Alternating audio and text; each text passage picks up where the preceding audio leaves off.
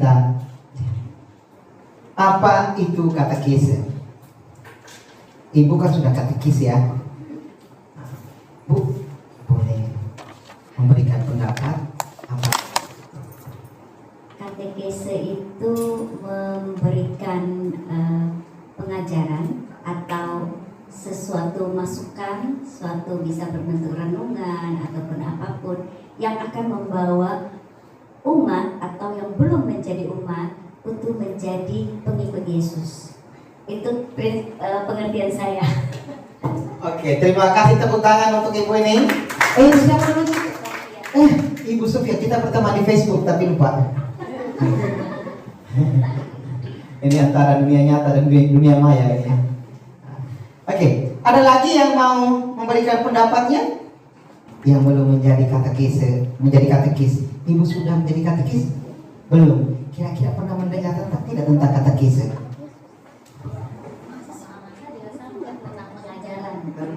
Pengajaran. Ada lagi yang lain? Suster? Saya tanya suster dulu ya. Suster, ini pasti sudah belajar katekis itu? Berdua. Saya juga pengajaran yang mewakilkan tentang Kristus kepada orang lain dan berharap yang mereka bisa mengikuti juga Kristus. Oke. Supaya mereka bisa menjadi pengikut Kristus. Ya. Katekise itu mempunyai dua pengertian atau pemahaman ya. Yang pertama arti secara luas dan arti secara sempit. Ya. Kita akan lihat. Tapi sebelum kita masuk pada pengertian itu, kita lihat dulu. Katekise itu dari bahasa Yunani, katekein atau katekesis. Akar katanya adalah kat dan eko. Kat dan eko. Kat artinya keluar ke arah luas dan eko artinya gema atau gaung. Kalau eko ini pasti Bapak Ibu lihat di sound system ada ekonya itu ya. Gema, gaung. Berarti kita menyampaikan, mewartakan suatu keluar. Ya kan? Keluar.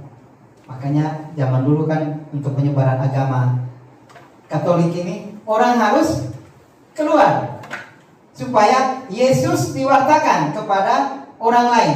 Orang lain bisa mengenal Yesus. Ini ada makna profan, suatu gema yang diperdengarkan atau disampaikan ke arah luas atau keluar. Tadi sudah jelas ya. Kemudian gema mengandaikan ada suara yang meyakinkan dan gema tidak berhenti pada satu arah tetapi beberapa arah.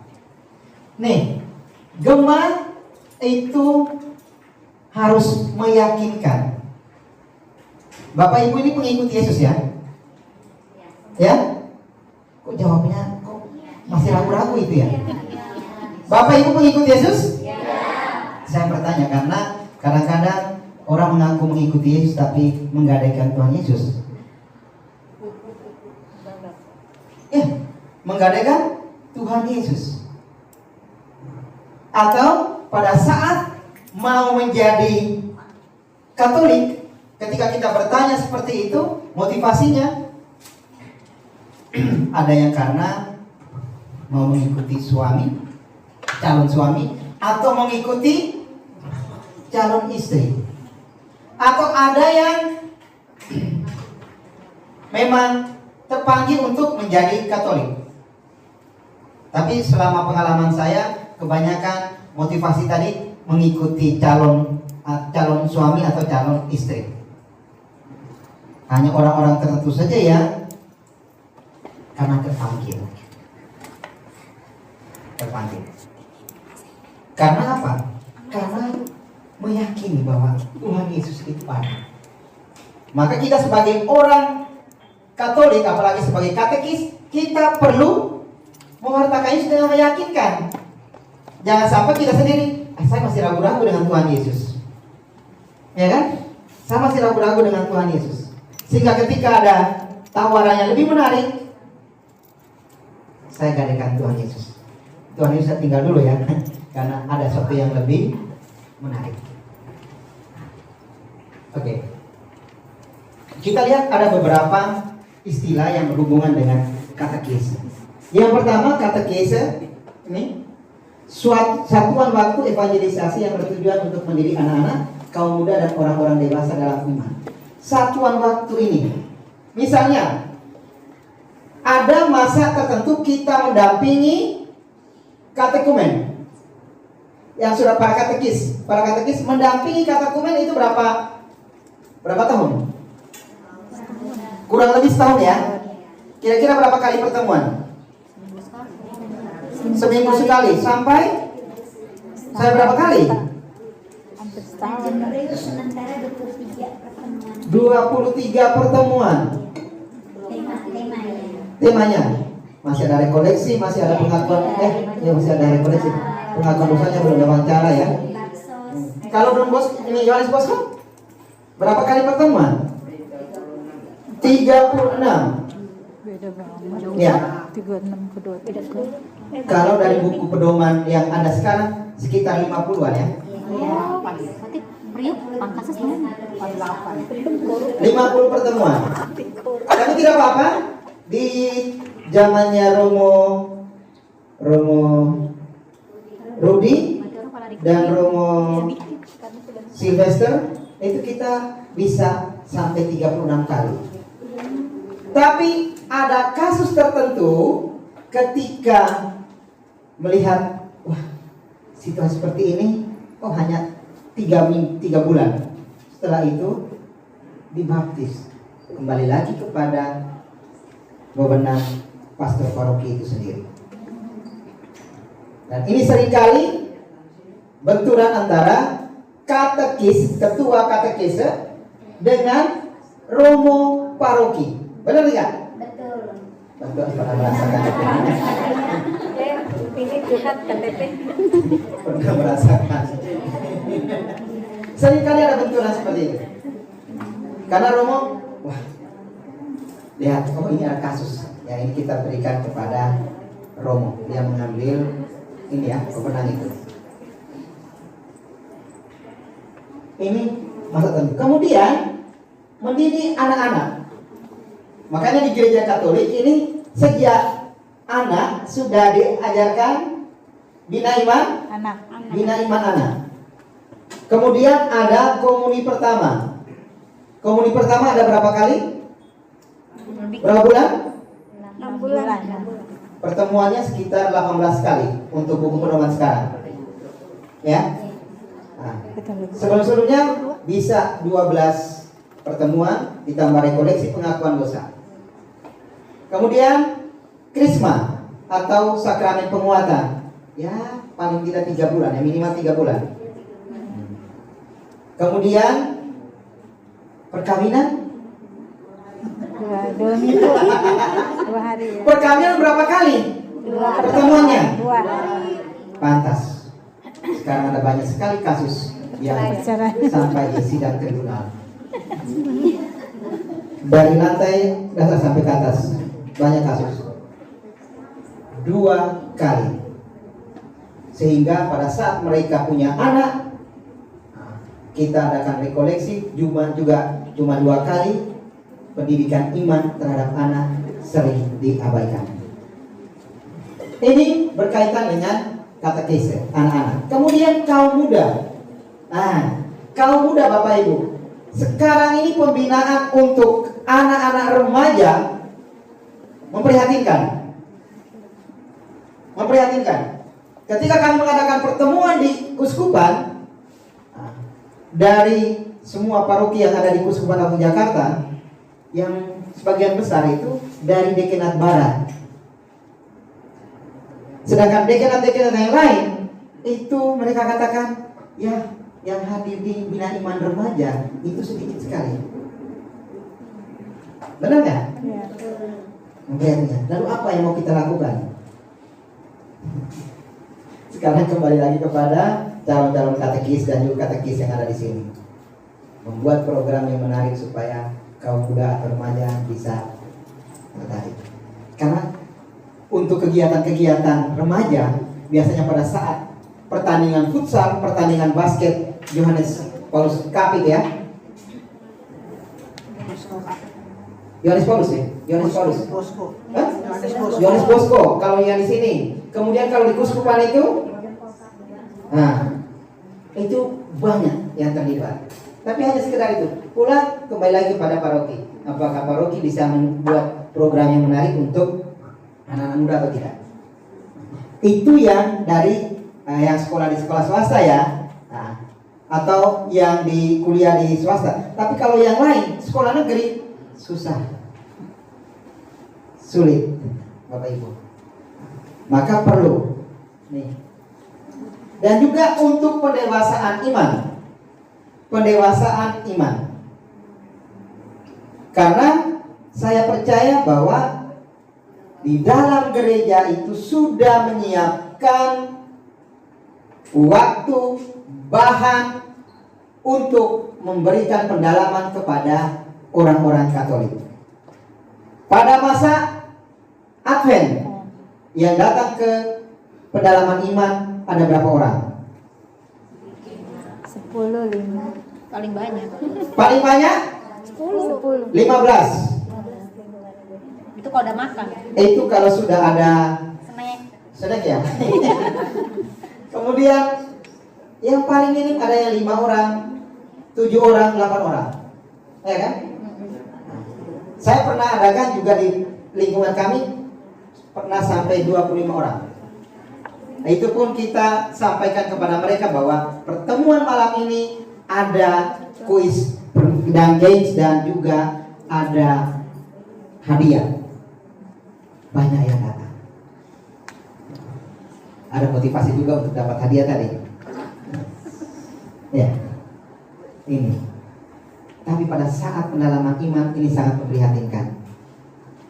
Sekarang kita lihat katekumen, calon permandian yang sedang dipersiapkan dengan pelajaran agama untuk menerima permandian. Tadi saya sudah sampaikan sekitar ada yang 36, ada yang 23 materinya ya, ada yang 36, ada yang 50 lebih tadi. Kemudian katekumenat, masa persiapan atau masa pembinaan bagi calon permandian. Masanya selama berapa bulan? Selama 1 tahun atau 2 tahun? Ada yang sampai 2 tahun. Hah? Itu bukan bolos, Bu. Ada sampai 2 tahun itu karena memang belum saatnya harus dibaptis. Kenapa? Karena orang tuanya bukan dari Katolik.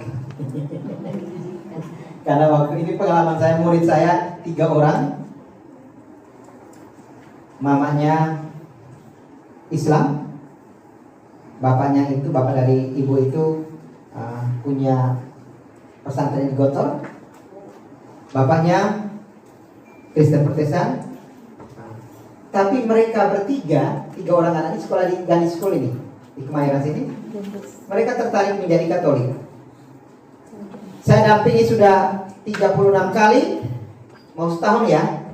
Pada saat wawancara dengan Romo Haryanto mengatakan boleh dibaptis 1 orang. Kenapa, Romo? Karena ini sudah SMA, jadi dia sudah punya pilihan sendiri. Secara kedewasaan iman dia sudah bisa, jadi dibaptis. Sedangkan 2 yang lain masih SMP, tunggu dulu. Harus izin orang tua. Saya tanya, orang tua merelakan? Iya, saya sudah rela, Pak.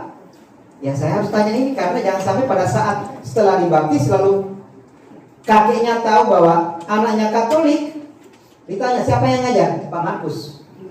Kan saya terseret kasus. Enggak.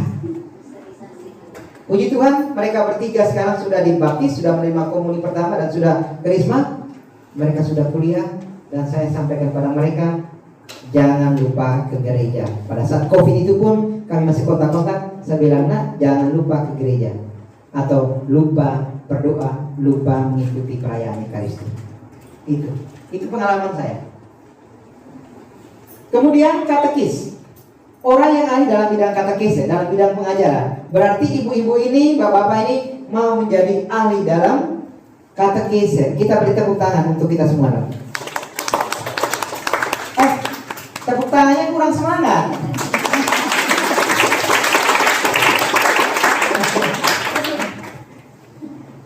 Kemudian kata ketik, pemikiran yang sistematik dan pedagogis tentang ajaran atau dogma. Ini penting sekali karena jangan sampai pada saat kita mengajar kita tidak menggunakan buku pedoman pengajaran dari gereja Katolik, tetapi dari gereja Mormon.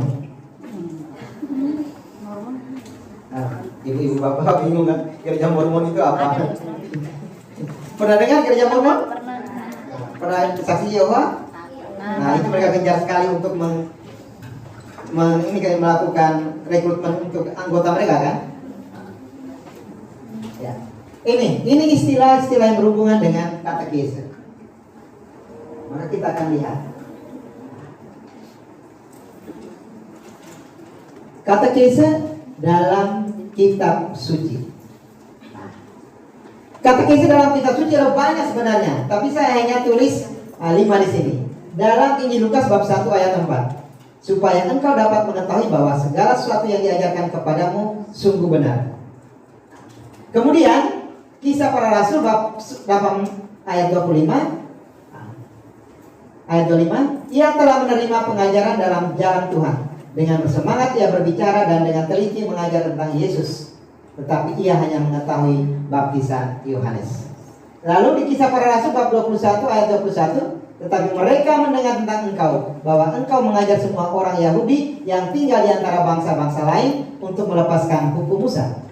Sebab engkau mengatakan supaya mereka jangan menyunatkan anak-anaknya dan jangan hidup menurut adat istiadat kita. Nah, ini kita melihat Paulus ya. Paulus, dan juga ada pertentangan antara orang Kristiani Yahudi dan juga orang Kristiani non Yahudi. Pertentangan seperti ini akhirnya melahirkan apa namanya? Konsili, bukan konsili Vatikan. Konsili Yerusalem. Pertemuan pertama itu ya, konsili pertama, konsili Yerusalem, di mana di situ diputuskan bahwa orang yang di luar Yahudi boleh menerima Yesus, tapi tidak harus disunat atau mengikuti adat istiadat Yahudi. Itu.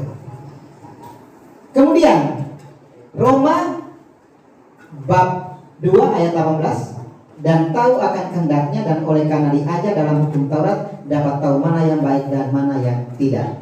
Kemudian Galatia bab 6 ayat 6, dan baiklah dia yang menerima pengajaran dalam firman membagi segala sesuatu yang ada padanya dengan orang yang memberikan pengajaran. Ini katekese dalam kitab suci. Masih banyak, nanti Bapak Ibu bisa melihat. Baca kitab suci. Ya, sekarang kita lihat.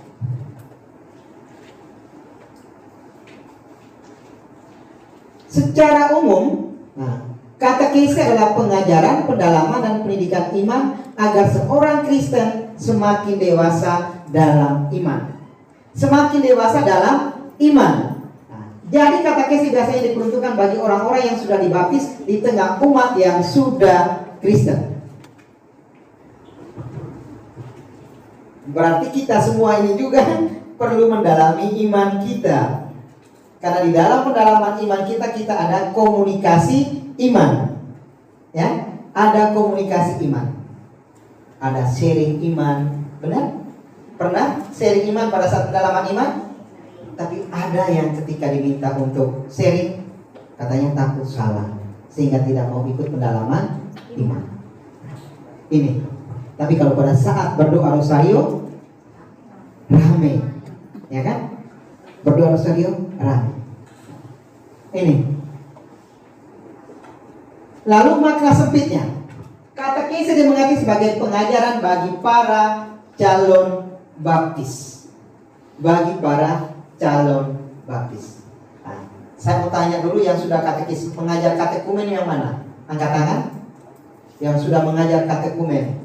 Kira-kira sudah berapa orang yang dibaptis oleh pastor? Pak? Banyak ya? Tidak terhitung ya?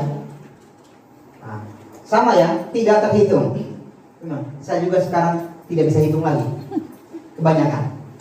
Karena di paroki, kalau dulu di Teresia, sekali baptisan itu ada yang 70, ada yang 80 ya.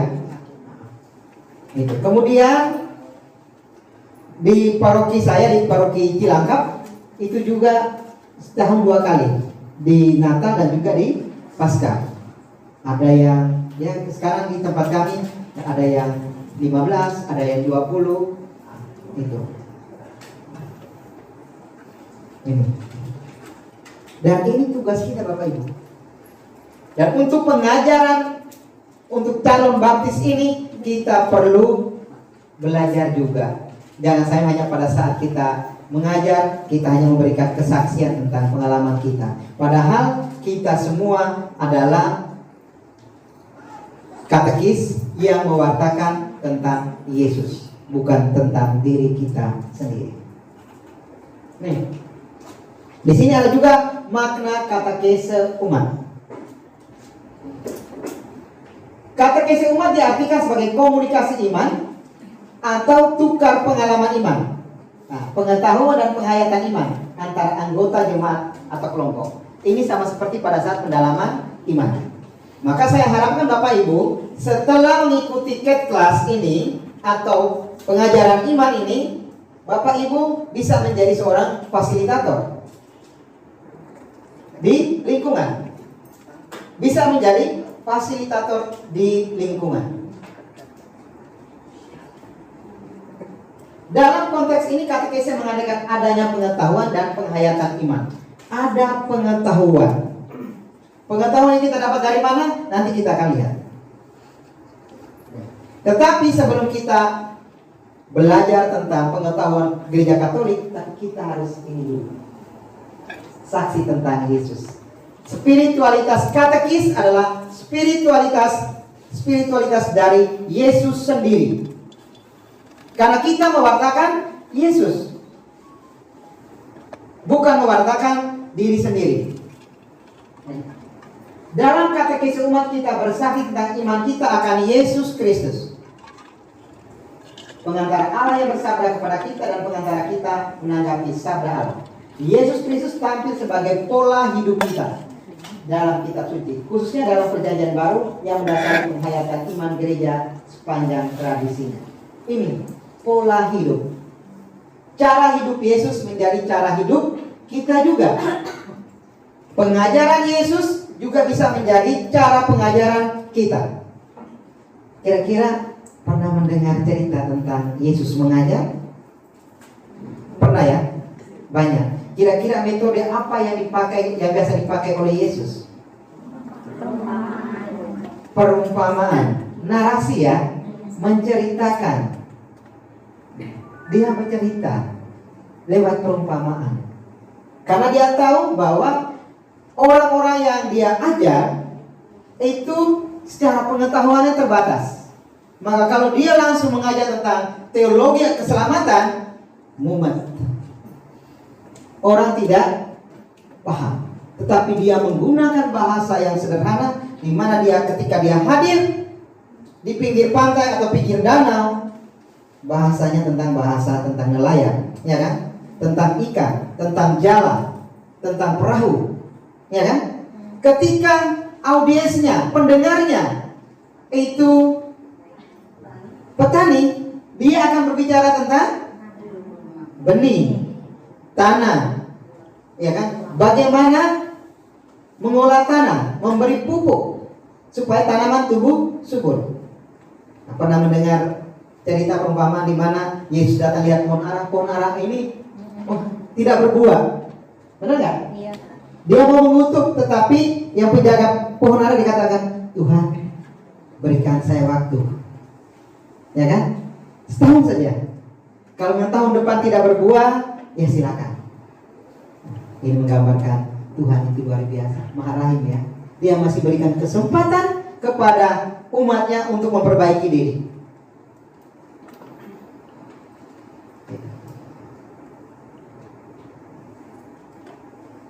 Lalu kita akan bicara, siapa yang berkata kese? Yang berkata kese ialah umat. Artinya semua orang beriman yang secara pribadi memilih Kristus dan secara bebas berkumpul untuk lebih memahami Kristus. Kristus menjadi pola hidup umat Kristen. Tadi sudah kita lihat. Semua orang Kristen. Jangan sampai, kok Kristen Pak Markus? Kristen kan untuk Protestan. Ya kita ini pengikut Kristus, benar? Bapak Ibu masih ingat, suster masih ingat tugas Bapak Ibu ini sebagai orang Katolik? Tugasnya apa, Bu? Hah? Menjadi imam, raja, dan nabi. Ingat, nabi berarti kita mewartakan. Tidak mewartakan kepada orang-orang di luar Kristen, Katolik, tetapi paling tidak mewartakan di dalam keluarga kita. Bisa? Makanya di sini tadi kan, oh tidak semua yang mau menjadi katekis. Tidak apa-apa, paling tidak menjadi katekis di dalam rumah. Menjadi katekis di dalam keluarga.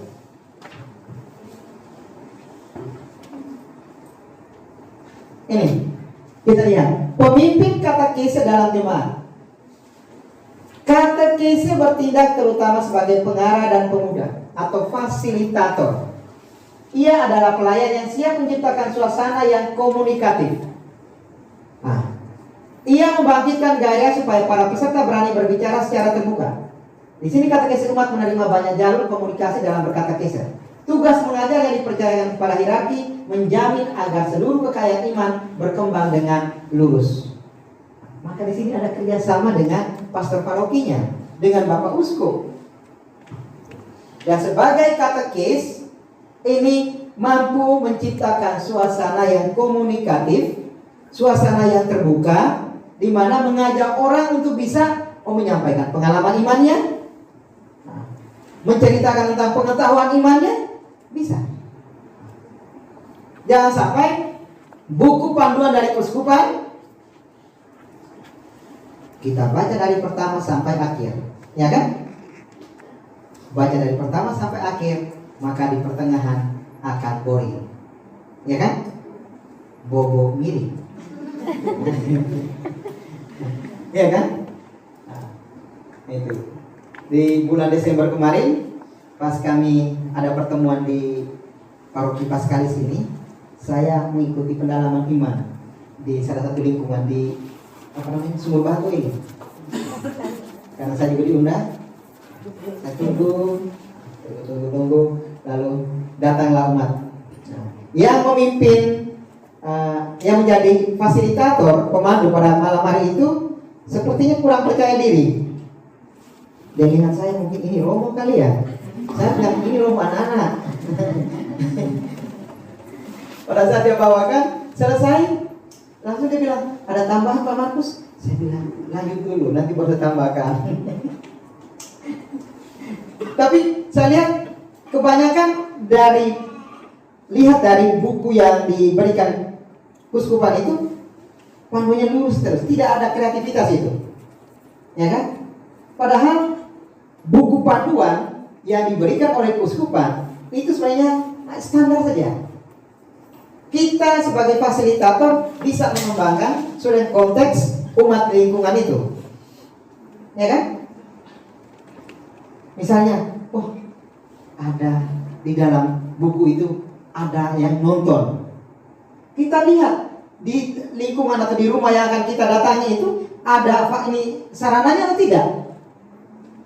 Kalau tidak ada sarananya, apa yang harus kita lakukan? Gunakan cara yang lain, metode yang lain, supaya pertemuan itu menjadi menarik. Ya. Dan tugas mengajar ini dipercayakan pada hierarki. Maka kita di paroki ini atau di paroki-paroki kita itu tugasnya ada pada pastor paroki. Kita ini mitra imam, membantu para imam. Dan tugas kita ini juga seperti tugas Bunda Maria, Bapak Ibu, Suster. Kita bermain di belakang layar, ya kan? Kita bermain di belakang layar. Kita menyiapkan selama 36 kali pertemuan, 50 kali pertemuan, lalu kita antar kepada kepada pastor, tugas kami mengajar sudah selesai, sekarang silakan wawancara. Dan pada saatnya ditentukan dibaptis. Dan Bapak Ibu jangan merasa, wah saya hanya begini ya katekis.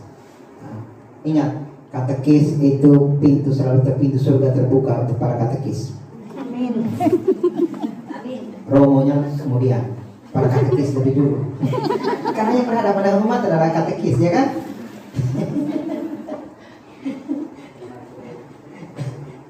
Itu.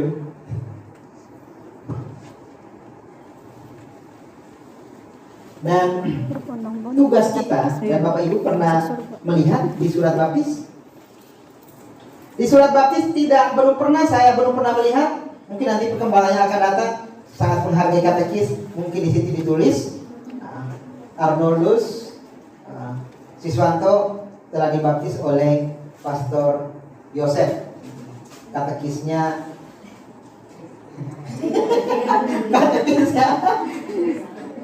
sampai sekarang itu belum ada. Belum ada kebijakan itu. Maka tugasnya sekali saya katakan, kita meniru contoh teladan Bunda Maria. Kita bermain di belakang layar. Kita mengantar orang-orang yang sudah didampingi. Silakan pastor wawancara. Kalau memang layak untuk dibaptis, silakan dibaptis. Jadi Bapak Ibu sebagai seorang katekis perlu juga namanya kerendahan hati. Meskipun seringkali berbenturan dengan pastor paroki, sabar, ya kan? Sabar. Ya. Kemudian kita lihat nih kesimpulannya. Jadi katekis umat itu adalah komunikasi iman dari peserta sebagai sesama dalam iman yang sederajat, yang saling bersaksi tentang iman mereka. Peserta berdialog dalam suasana terbuka, ditandai sikap saling menghargai dan saling mendengarkan.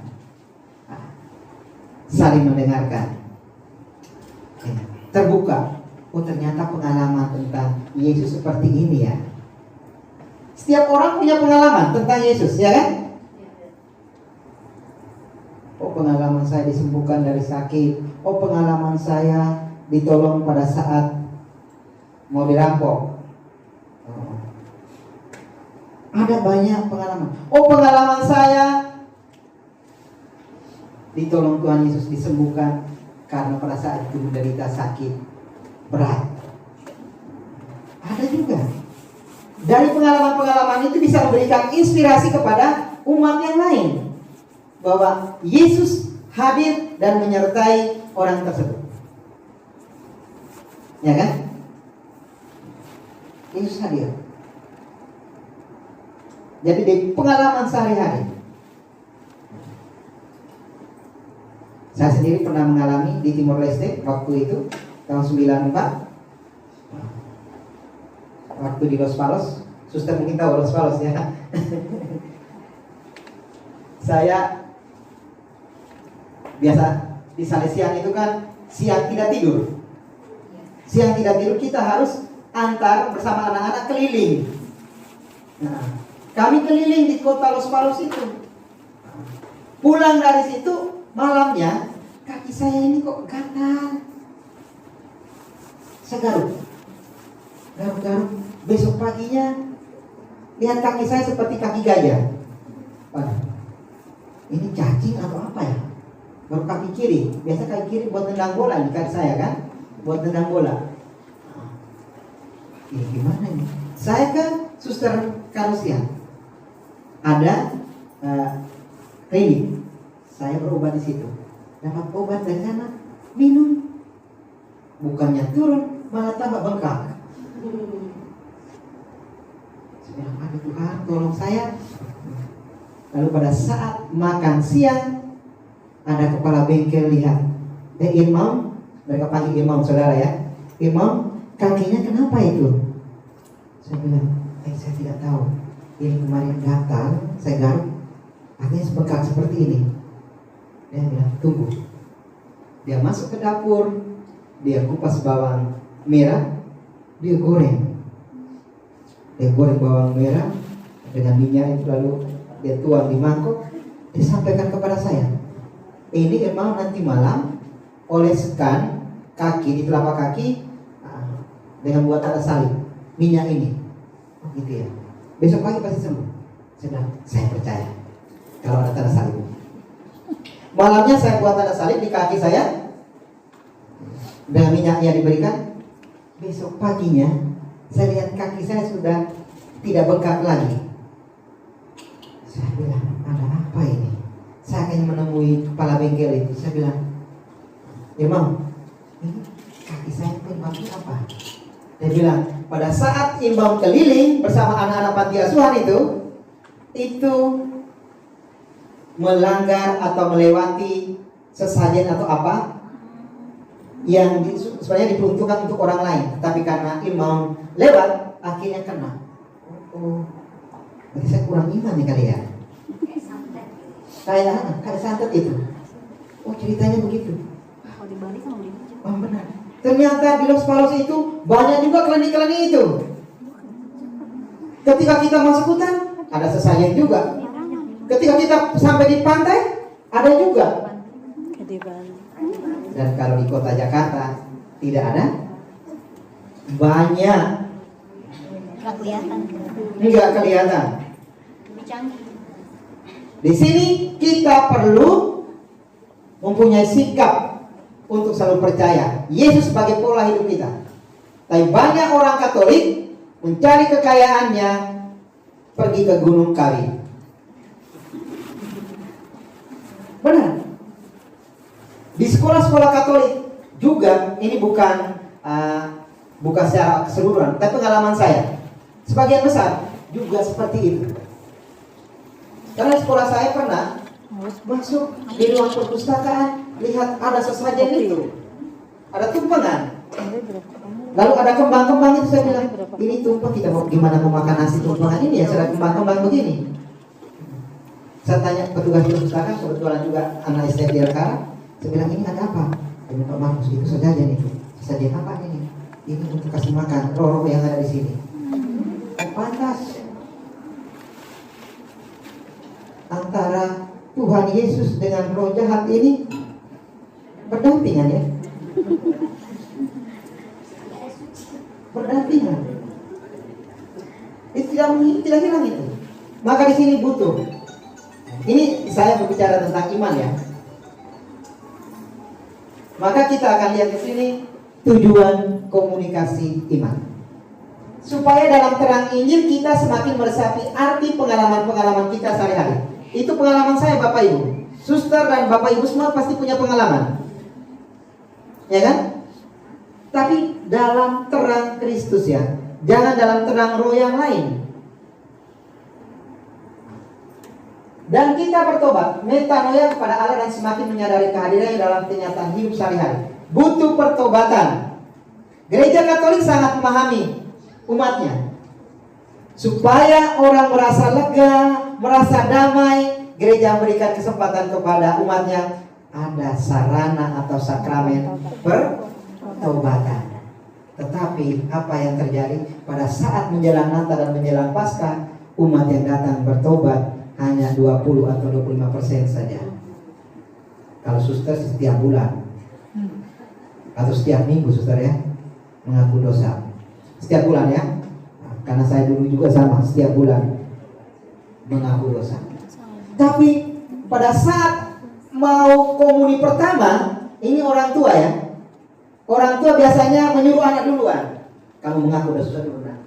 Padahal biasanya sudah sampaikan, pada saat pengakuan dosa anak-anak komuni pertama, anak-anak dan orang tua. Bila perlu orang tua lebih dulu. Karena saya yakin dosa orang tua lebih berat. Tapi apa yang terjadi? Setelah kita suruh begitu, anak-anak mereka, anak-anak di depan. Anak-anak merasa mulai ini pengakuan, anak-anak disuruh. Lalu kita bilang, oke, sekarang kesempatan untuk orang tua. Satu persatu udah mulai mengundurkan diri. Sepertinya tidak sanggup untuk menyampaikan dosa-dosanya kepada Tuhan. Dan orang Katolik itu memang sangat toleran. Umatnya diberi kesempatan 2 kali loh mengaku dosa dalam setahun. Sesuai aturan gereja itu, 5 perintah gereja, benar nggak? Mengaku dosa sekurang-kurangnya setahun sekali. Dan 5 perintah gereja begitu. Tapi gereja Katolik menambah 2 kali.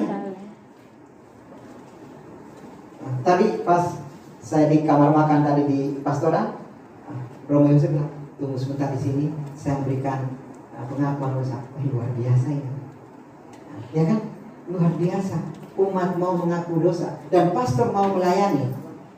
Tapi kadang-kadang umat datang, pastor saya mau mengaku dosa. Lain kali saja. Sekarang saya ada kesibukan. Saya ada berkat rumah nih, berkat mobil. Orang itu keburu meninggal, dosa ditanggung pastor. Gitu. Jadi di sini perlu pertobatan Bapak Ibu. Atau pada saat ini kan pertobatan dosa berat atau dosa yang sedang gitu. Ya setiap malam sebelum sebelum istirahat kan kita selalu memeriksa batin kita ya. Penyadaran. Lalu kita biasanya berdoa, saya mengaku, atau Allah yang maha lain yang kita mengaku dosalah. Menyampaikan bahwa kita lemah mungkin pada siang hari dari pagi sampai siang sampai sore atau malam banyak sekali dosa-dosa kita. Ya kita sampaikan kepada Tuhan.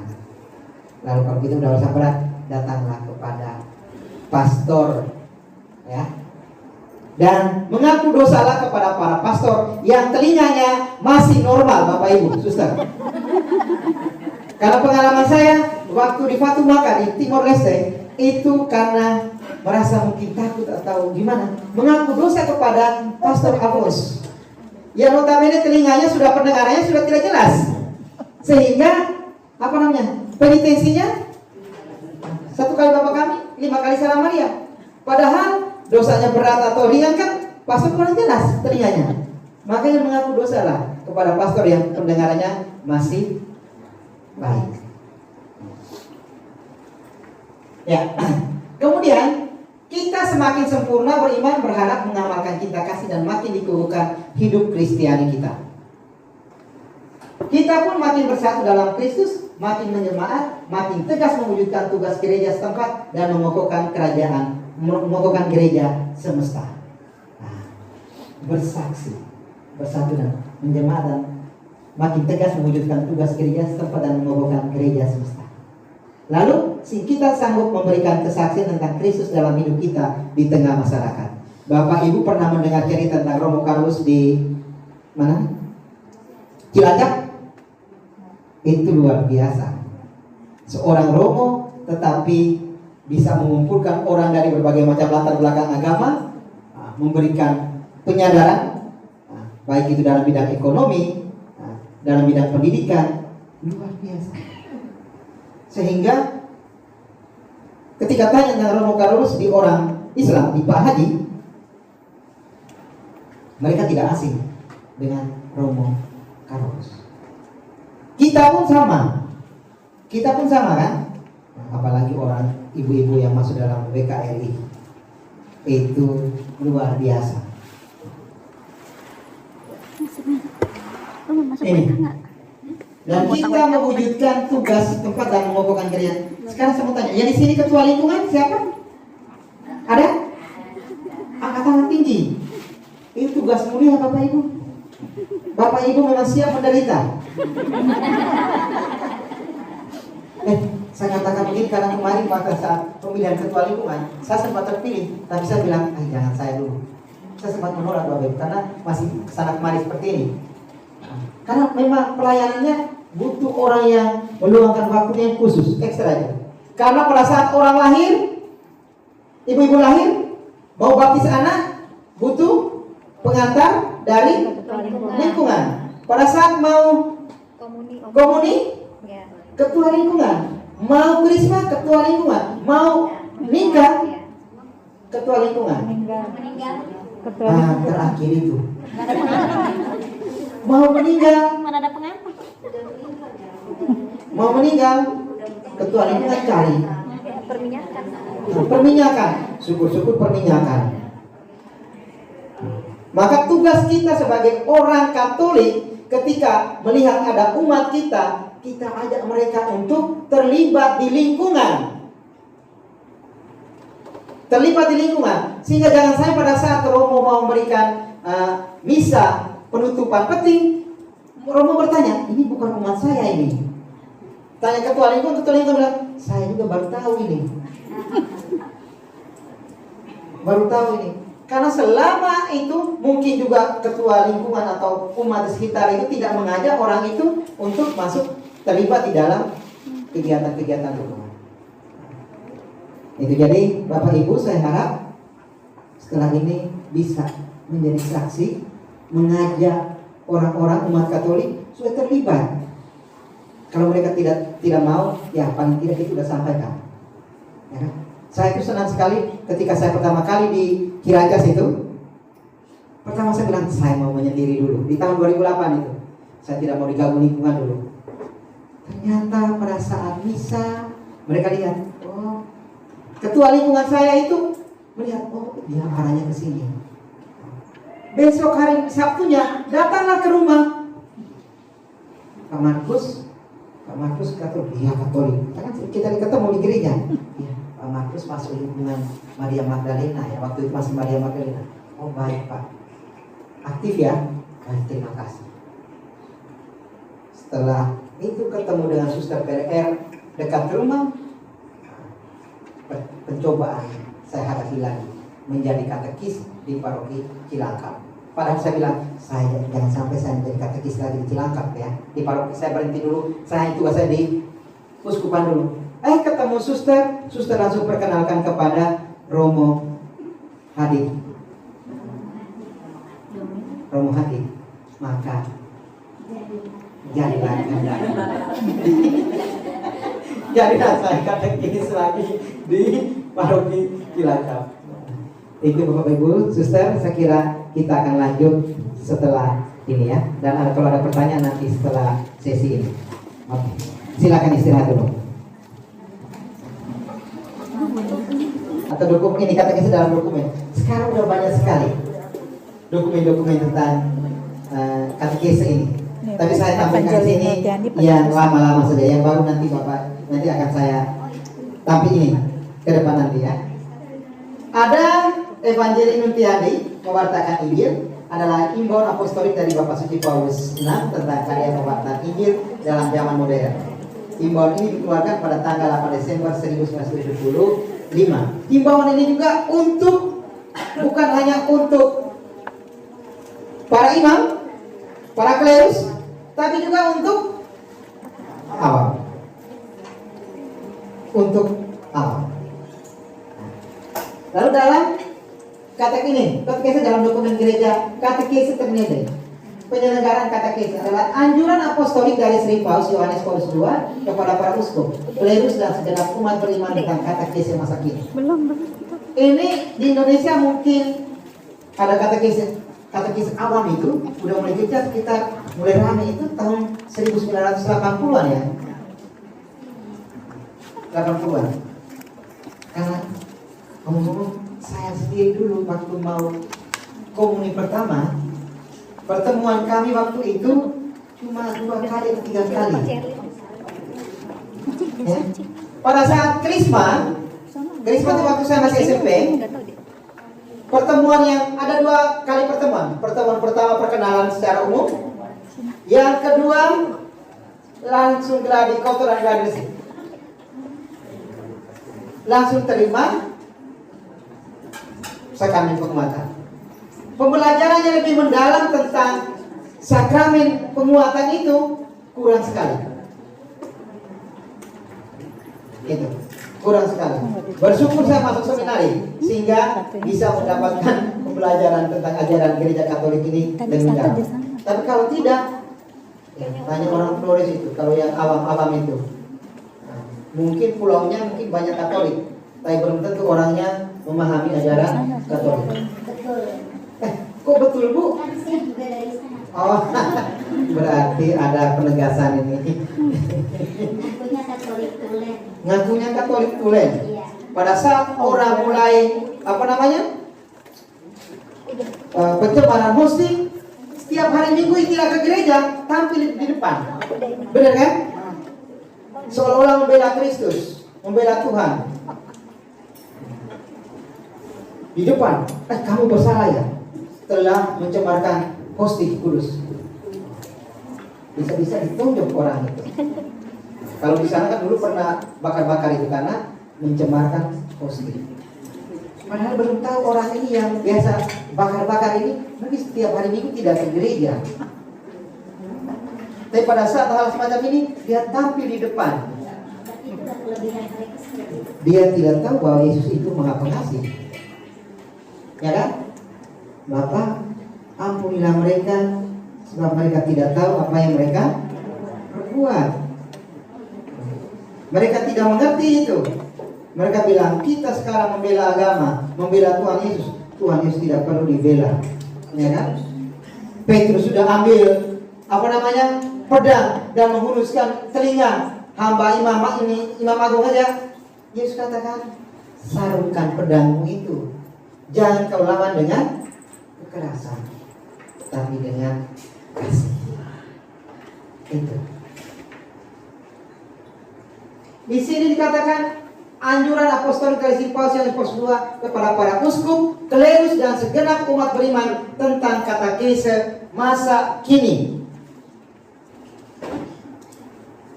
Berarti Bapak, Ibu, Suster punya tanggung jawab dalam katekese. Jangan sampai membiarkan kepada para pastor saja. Pastor 3 orang, mungkin ada yang berdoa di lingkungan A, lingkungan B, tidak ada yang di pastor. Lalu yang datang mendapatkan katekumen, katekese, pembelajaran katekumen siapa? Bapak Ibu yang melayani. Benar? Luar biasa. Tugas mulia Bapak Ibu. Tepuk tangan untuk Bapak Ibu sendiri. Ini menghibur diri sebagai katekis. Ya. Oke. Tugas umat dalam katekese. Katekese memberitakan sabda Allah, mewartakan Kristus. Katekese mendidik untuk beriman. Katekese mengembangkan gereja. Nah, katekese mengembangkan gereja. Pertanyaan saya untuk Bapak Ibu Suster, kalau tidak ada uskup, tidak ada pastor, gereja bisa ada? Bisa berkembang? Bisa berkembang. Gereja bisa berkembang. Karena apa? Karena ada Bapak Ibu Suster. Sudah ada katekis. Kita bisa lihat di Jawa Tengah itu ya, Romo Van Lith. Pertama Romo Van Lith yang gencar ya untuk memberikan katekese. Tetapi Romo Van Lith menyadari bahwa kalau tugas ini dia sendiri yang lakukan, dia punya keterbatasan. Dia percaya bahwa suatu saat nanti dia akan meninggal. Lalu tugas ini siapa yang teruskan? Maka dia mulai mendirikan sekolah-sekolah, adanya SPG itu ya. Sekolah-sekolah SPG zaman dulu itu bukan hanya memberikan pendidikan untuk orang-orang yang hanya menjadi calon guru, tetapi sebenarnya untuk bisa menjadi katekis. Apalagi dia pertama kali membaptis Barnabas Sarikromo itu ya.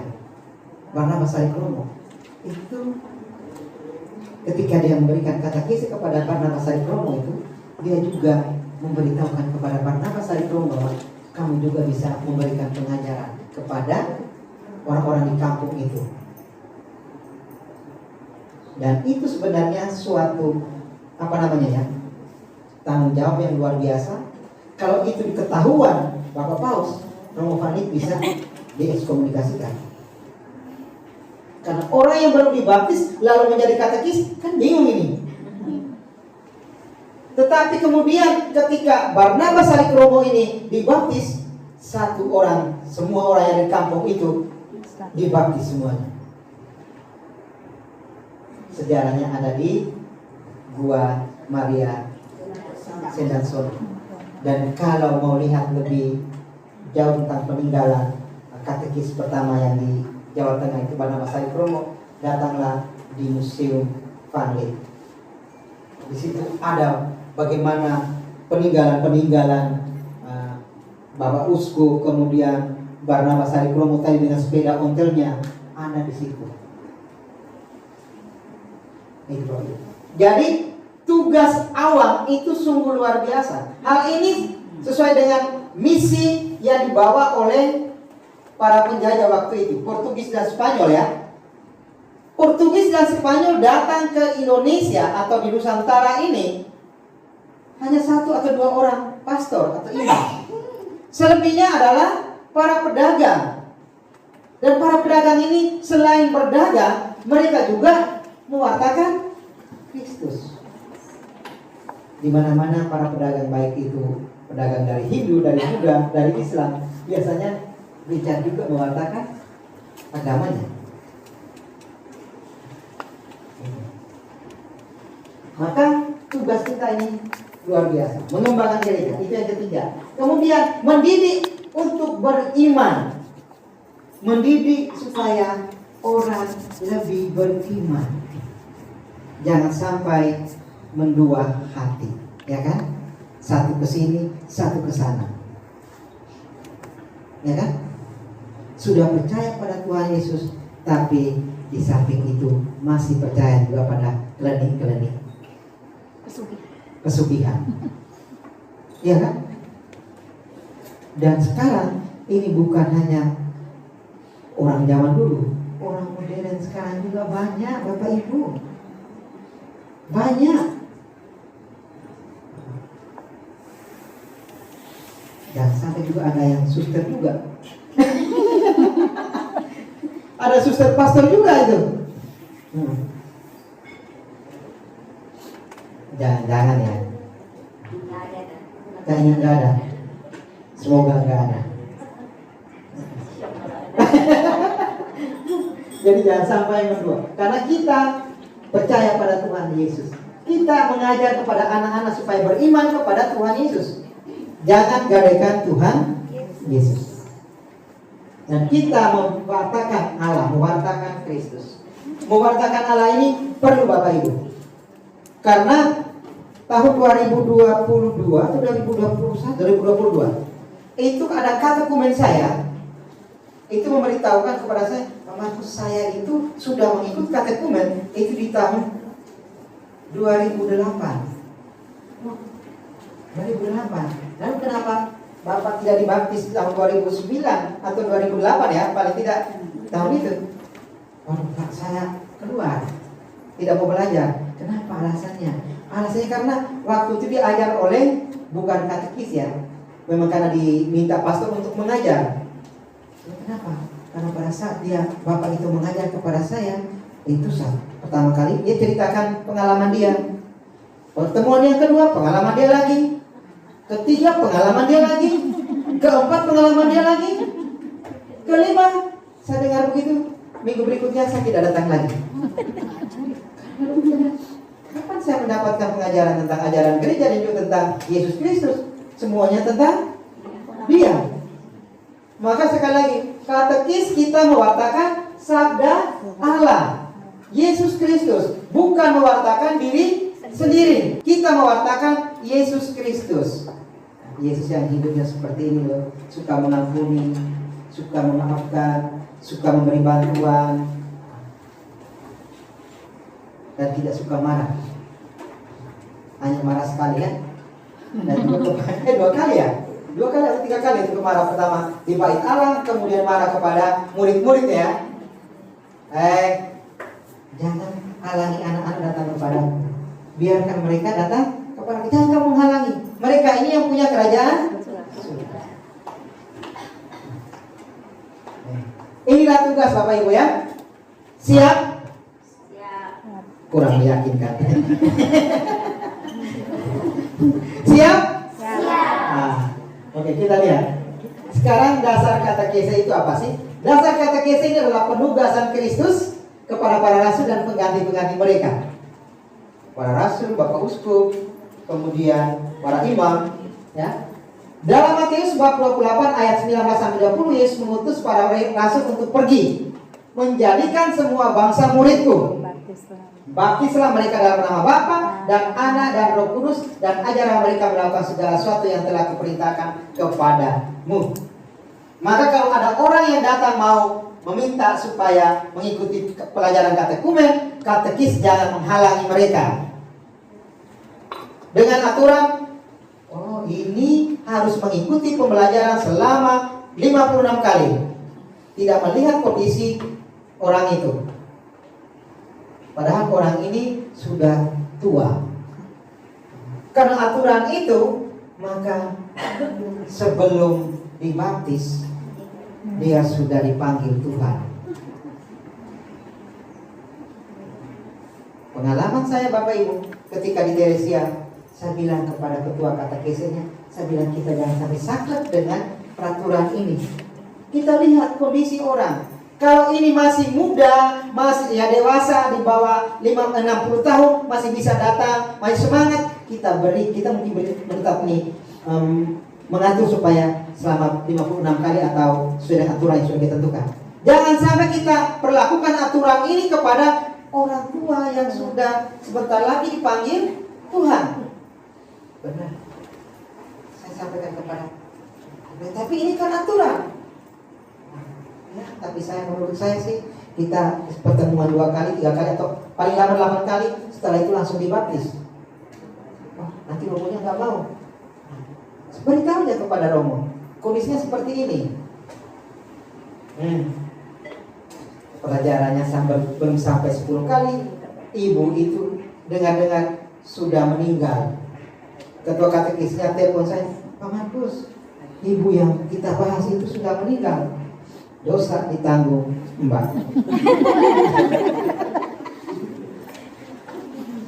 Dosa ditanggung Mbak. Karena dari pertama saya bilang, jangan menghalangi orang untuk menjadi orang Katolik.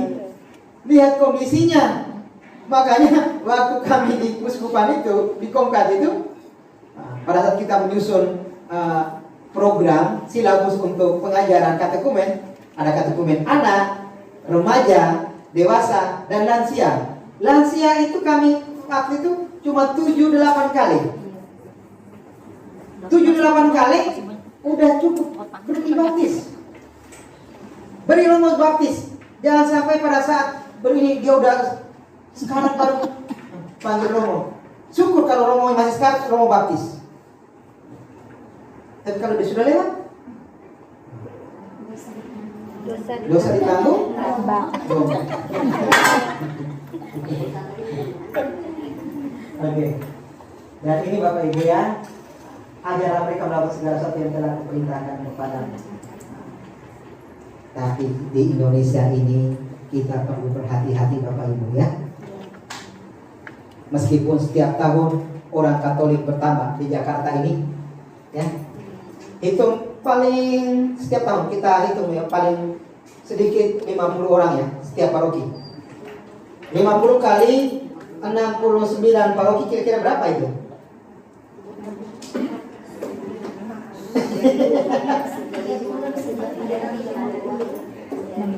Banyak.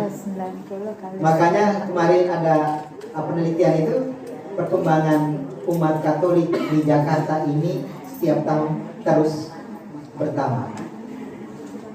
Terus bertambah. Ya. Ini. Tetapi kalau kita terang-terangan mewartakan Yesus, apalagi di sekolah negeri, Bapak Ibu, di sekolah negeri itu ketika saya masuk hari Jumat masuk di pintu gerbang sudah selawatan. Sudah selawatan. Luar biasa ini ya.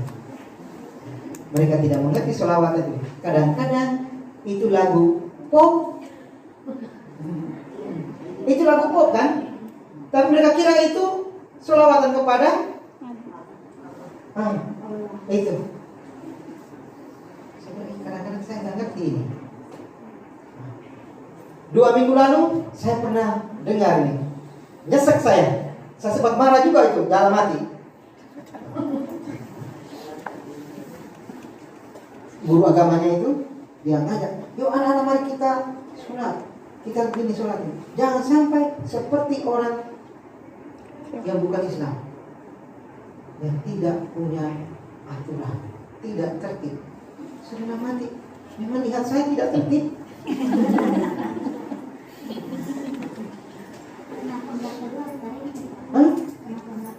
Mereka banyak sekali.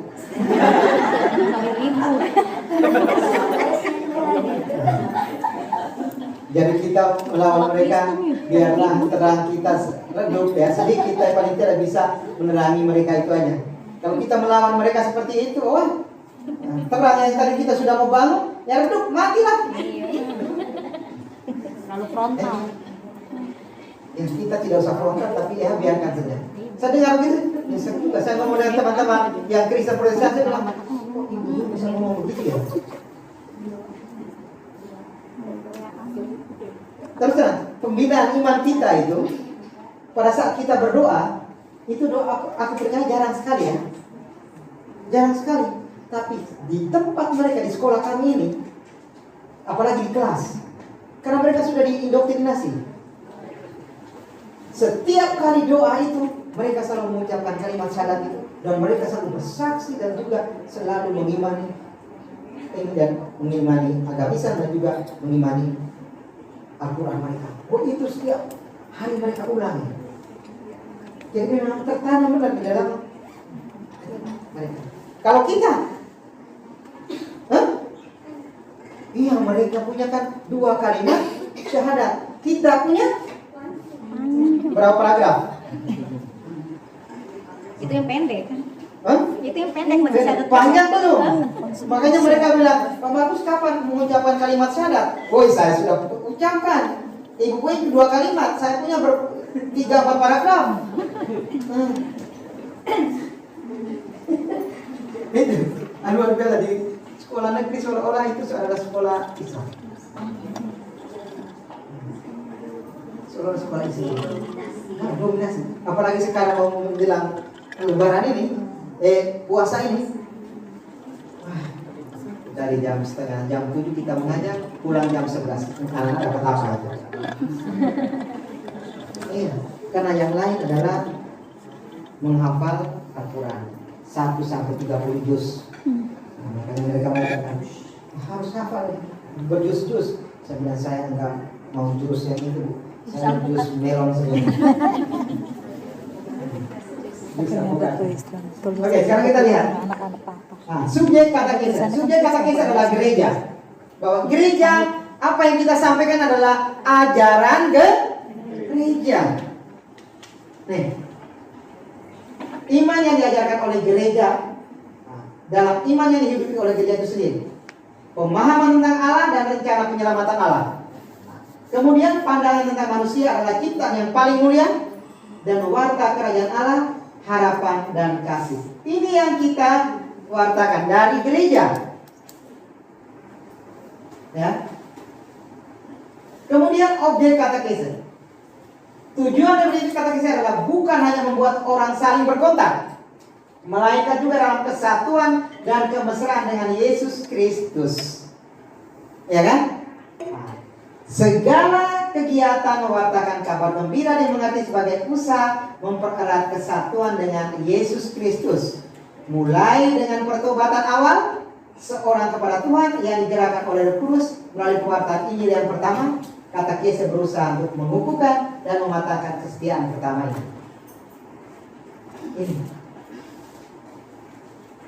Yang berikut kita akan lihat bentuk katekese. Ada 3 bentuk. Yang pertama bentuk praktis. Bentuk ini mengarahkan peserta katekese untuk bergiat dan rajin dalam mempraktikkan kehidupan agamanya. Rajin beribadah. Ya.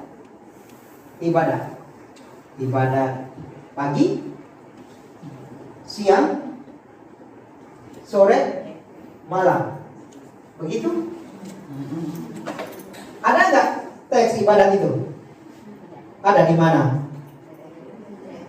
Di Brevir. Di buku puji syukur juga ada. Tinggal kita mau melakukan atau tidak. Apalagi doa penutup kompletorium. Kalau suster percaya nih, doa pagi ya suster ya. Kemudian malam. Kalau saya waktu itu di Rawasena 7 atau 8 kali. Itu. Iya. Mulai bangun pagi jam 3:30 ya. Mulai jam 3:30 mereka udah mulai berdoa. sampai jam 9 malam, jam 8 malam mereka berdoa komplit terus. Wah, tapi kita ikut itu luar biasa di Rawaseneng ini ya. Nih, rajin berdoa dan devosi, berdevosi. Wih, pasti rajin ya. Devosi, apalagi berdevosi. Berdevosi kepada Santo Antonius Padua. Intensinya apa? Cari jodoh. Cari jodoh yang hilang. Di bulan Juli. Makanya banyak anak-anak muda kita, ya, anak-anak muda kita, ya, nitip, ya, mohon doa supaya saya mendapat jodoh seiman, ya. Atau berdevosi supaya mendapatkan pekerjaan, supaya bisa lulus dalam ujian. Makanya waktu pada saat misa, baca intensi misa itu kan, ucapan syukur, terkabulnya doa, novena, 3 kali salam Maria. Berarti orang Katolik rajin berdoa, devosi ini. Devosi kepada Santo Santa ya. Devosi kepada sakramen Maha Kudus. Lalu bergairah menghadiri perayaan Ekaristi dan perayaan lainnya. Wah, semangat mengikuti perayaan Ekaristi. Mulai dari lagu pembuka sampai lagu penutup. Tapi ada umat yang merasa tidak bersalah, tidak berdosa, datang pada saat setelah khotbah. Setelah khotbah. Komuni nyambut.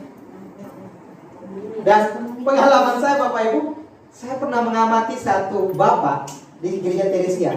Waktu di Teresia itu, gereja Teresia itu masih misa jam 6. Misa jam 6 itu saya Pak sudah dari Ciracas ke ini sekolah kan sampai jam 6 kurang kan. Saya masih punya waktu untuk ikut misa. Ikut misa. Setiap hari ikut misa. Terus saya amati satu bapak itu. Pada saat pertama dia tidak ada. Dia di luar. Pada saat bacaan dia tidak mendengarkan. Pada saat perayaan ini liturgi Ekaristi dia tidak ada. Dia tidak ikut. Lalu pada saat komuni dia masuk. Saya bilang ini gereja kan masih kosong kan, bisa pagi kan tidak ada umat kan? Di luar. Dia jalan-jalan atau apa? Pada saat dia ini terima komuni baru dia maju. Besoknya saya coba amati lagi. Sama juga sih. Luar biasa nih. Bapak ini hanya mau enaknya doang. Enggak mau mendengarkan sabda Tuhan. Kemudian mengenal masa-masa liturgis, segala sarana dan peralatannya. Wih, banyak masa liturgi ya. Masa-masa apa? Masa apa? Masa Advent? Masa Prapaskah? Natal? Paskah? Minggu biasa. Kemudian peralatan dan juga pakaian-pakaian ya. Dulu kalau pada saat berkabung para imam memakai stola atau kasula berwarna hitam. Sekarang hitamnya udah mulai jarang pakai ya. Lalu sekarang para imam sudah mulai bersemangat dengan memakai stola dan juga kasula berwarna pink. Pada saat Gaudete ya, minggu Gaudete kita lihat wajah para imam ceria sekali karena pink. Dulu belum ada ya. Di tahun 2000 ke bawah itu sepertinya belum muncul ya.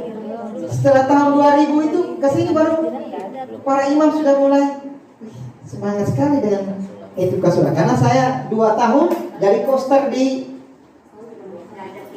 enggak ada pink. Jadi pada saat pakai pink saya bilang sudah ada perubahan ini. Di kapel Don Bosco Sunter itu ya, di Wisma itu. Dan kita lihat sumber utamanya adalah liturgi gereja. Peralatannya juga harus tahu, ada maksudnya, ada maknanya. Makanya Bapak Ibu tadi saya sudah bicara tadi bahwa pada saat kita mengajarkan misdina, kita tidak hanya membiasakan anak tahu bagaimana melayani imam, bukan. mereka juga harus tahu makna di balik simbol-simbol atau peralatan sarana yang ada dalam perayaan Ekaristi itu.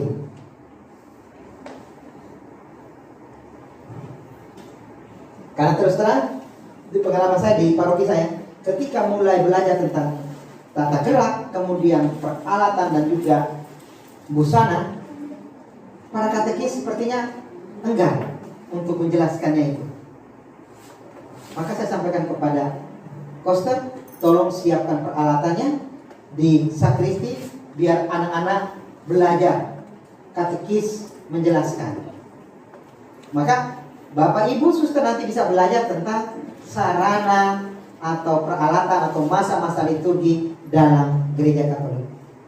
Di gereja Katolik banyak buku yang bisa kita baca. Ya. Maka di sini Bapak Ibu setelah mengikuti kelas ini, kalau dipilih menjadi ketua seksi liturgi, terima dengan tangan terbuka. Kemudian bentuk historis. Bentuk ini memperdalam pengenalan umat akan sejarah penyelamatan dari pihak Allah yang diawali dengan janji-janji mesianis dalam perjanjian lama dan memuncak dalam pribadi Kristus dalam perjanjian baru. Sumber utamanya adalah kitab suci. Maka di sini kita sebagai katekis perlu membaca kitab suci. Siapa yang sudah merampungkan kitab suci dari kitab Kejadian sampai kitab Wahyu? Wih, ada, sudah ada? Suster sudah ya? 1, 2, 3, 4, 5, 6. Yang lain?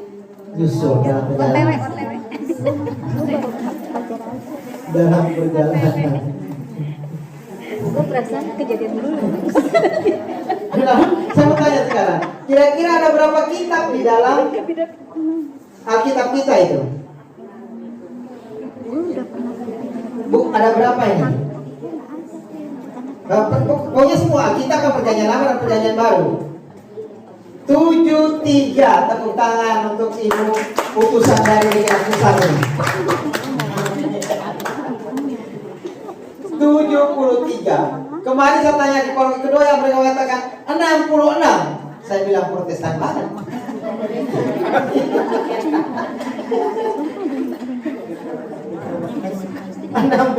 Padahal kita ada 46 kitab perjanjian lama, lalu 27 perjanjian baru. Nih, baca Bapak Ibu. Karena saya percaya kalau kita ikut bacaan harian itu saya percaya baru sedikit. Karena ketika saya menyusun renungan untuk anak-anak SD, SMP, SMA itu saya lihat bacaan di dalam bacaan harian itu tidak semua kitab suci masuk. Ya kan? Tidak semua kitab suci masuk. Hanya kitab-kitab tertentu yang dimasukkan ini. Dan ada yang diulang. Ada yang diulang. Itu. Jadi tugas kita sebagai orang Katolik belajar baca sendiri kitab suci. 73 kitab itu. Ada kitab yang begini, ya kan? Tebalnya. Ada yang begini. Ini bawa 2 buku aja sudah ngos-ngosan. Contohnya kitab suci yang diterbitkan dari Nusantara, Nusa Indah. Nusa Indah itu tebal begini. Sehingga pada saat Pak Frans ngajar di paroki Kalideres itu, Pak Frans bilang, kalau mau baca kitab suci dan mendapatkan penjelasan lebih bagus, baca kitab suci yang dari ini diterbitkan Nusa Indah ini. Sementara sekarang sudah tidak terbit lagi. Mereka cari, ada enggak? Tanya ke saya, Pak Bagus punya enggak? Punya saya, ada. Ini duduknya kayak anak sekolah. 1. Masih ada. 1 lagi, 2. Ada yang bilang, boleh saya beli Pak Markus? Saya bilang 2.500.000. Karena setelah saya cek di Tokopedia, harganya berapa? 2,5 sampai 3 juta. Mahal banget kitab suci ini.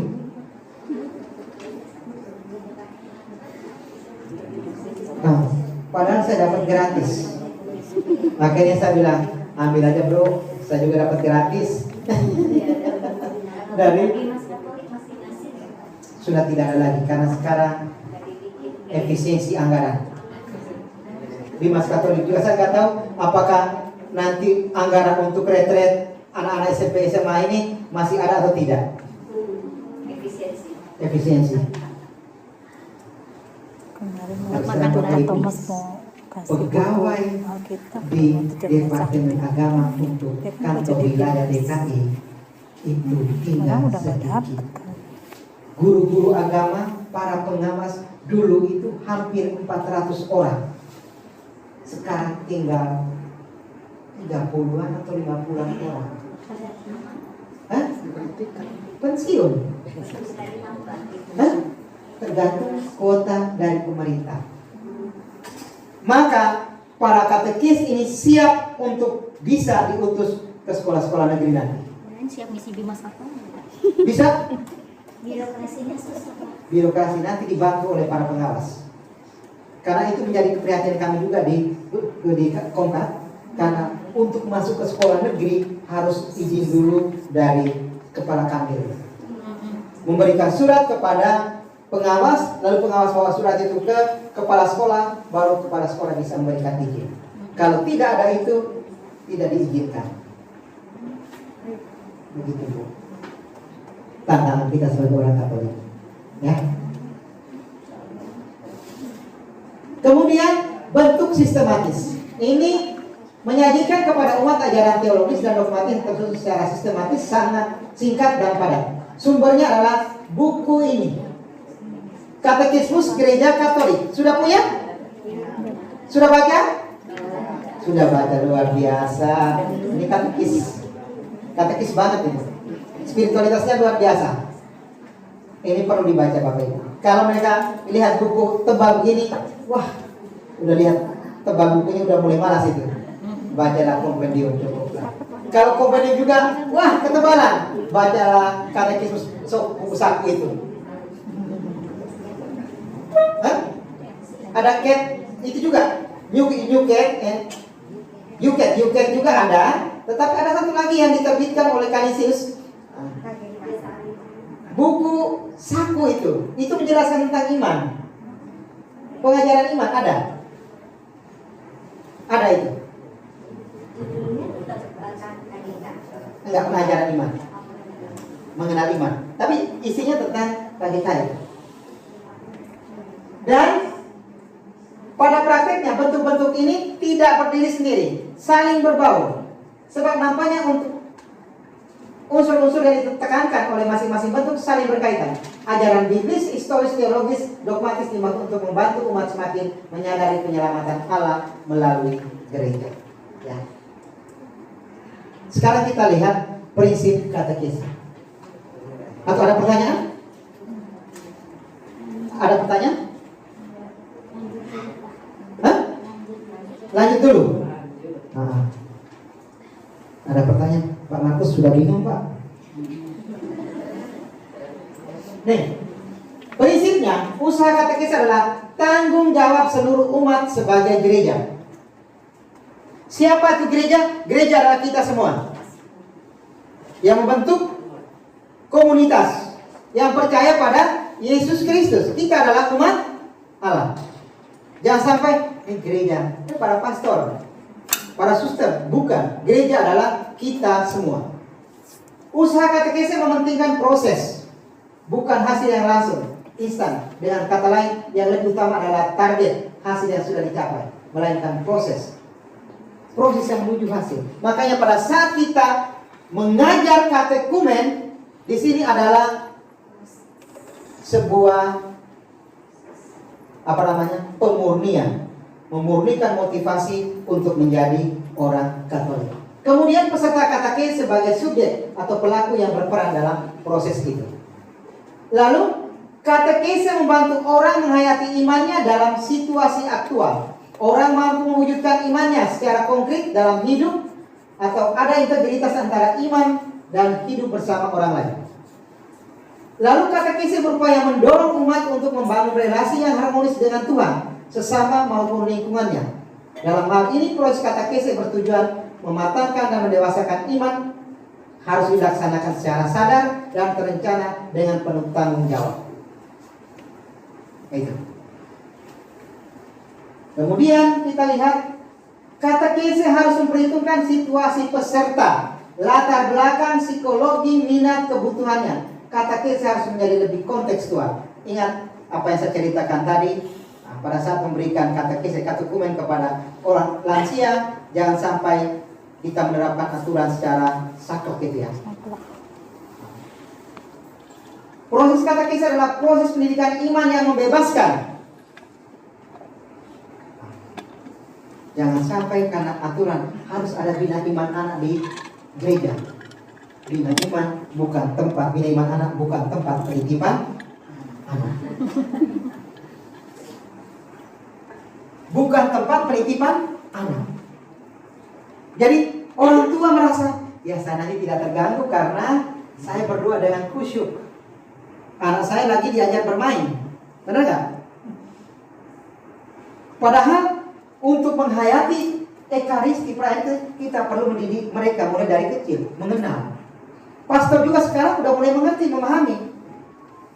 Ketika pastor lagi khotbah lalu anak nangis atau anak lari-lari, bapak-bapak sini ketika satu anak duduk di kursinya, dia tidak marah.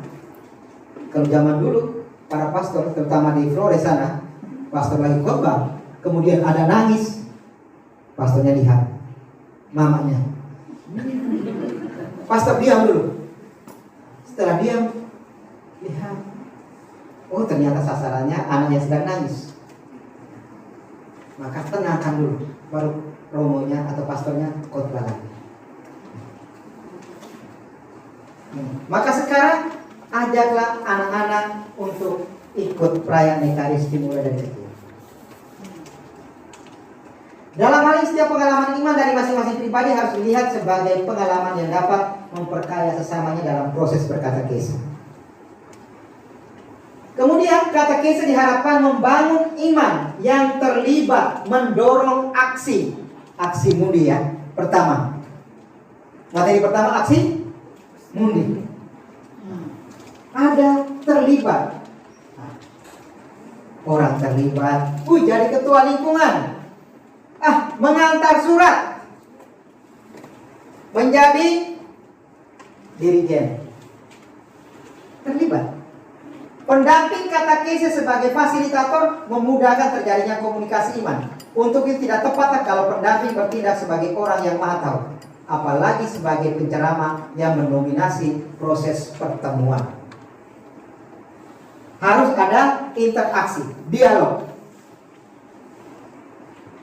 Proses katekese itu menjemput atau menyentuh pengalaman hidup ataupun pengalaman iman peserta sebagai medan pertemuan manusia dengan Allah.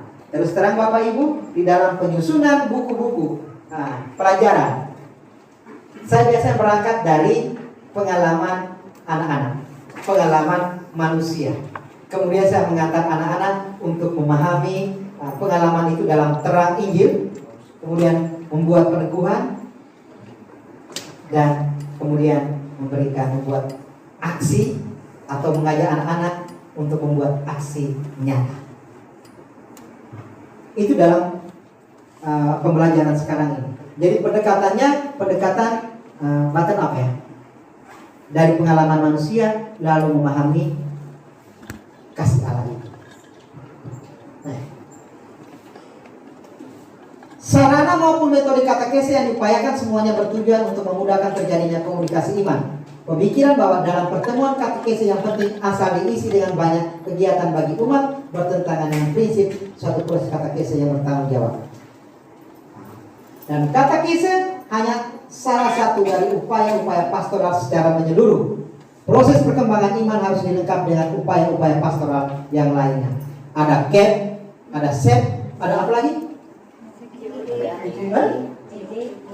EJ. Itu Emosi Journey ya. Apa lagi? Banyak. Gitu ya. Itu yang perlu kita perhatikan Bapak Ibu. Dan terakhir, arigato. Ya, itu yang kita sampaikan tadi tentang pengertian, kemudian bentuk dan juga prinsip-prinsip katekisme. Itu yang dia sampaikan Bapak Ibu, Suster. Kalau ada pertanyaan, saya kasih kesempatan. Silakan.